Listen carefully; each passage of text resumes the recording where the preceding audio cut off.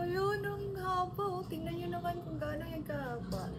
Ito nga pala yung bunga ng Chinese ampalaya. Tanim nga pala ito ng kapitbahay namin. At dahil nakatambay ako dito sa rooftop, nakita ko yung bata na nag-harvest. Kaya sinabihan ko siya na bibili ako. Kahit isang piraso lang para makatikim lang ako. Kasi hindi ko pa talaga ito na-try. At napakabait ng bata dahil sabi niya, sige pupunta ako dyan ate.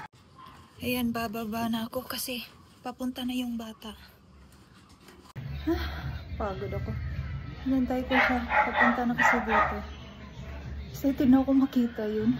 Grabe, first time kong nakahawak ito. Eto na. Grabe, na-amaze talaga ako sa itsura at sobrang sulit yung pagkabili ko dito dahil binigyan niya lang sa akin ng 5 pesos each. Ito nga pala yung dahon niya kasi yung isa may dahon pa.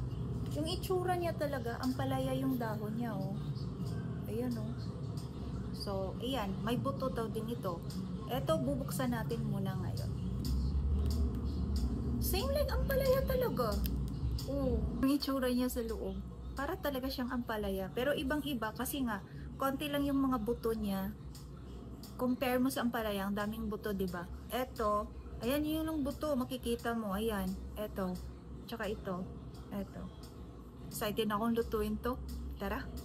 So, nagisa lang ako dito ng bawang pagkatapos ilagay na natin yung Chinese ampalaya. Kasama na din dito yung red bell pepper. And then, titimplahan ko lang ito ng turmeric powder, durog na paminta, at mushroom granules. Ito kasi yung mga simpleng seasoning na pinaka-paborito ko talaga. Napakasarap nito kahit ganito lang yung klaseng timpla. So, isimmer ko lang ito for 3 minutes. So, ito ay luto na. Grabe, ang bango. So, hahanguin lang natin ito. Ay, grabe. Ang bango niya, sobra. Talagang excited na akong matikman ito. Eto na.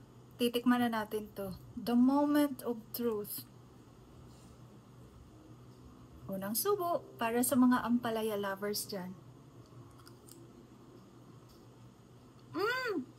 Perfect!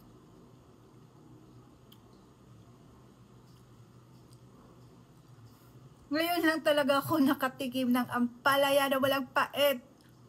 Ay, panalo. Yung mga hindi kumakain ng ampalaya, kasi napapaitan sila, naku, itry nyo, sarap. Parang hindi kayo kumain ng ampalaya at sobrang sarap na, panalo. The best na the best, promise. Try nyo na. Sarap naman ito.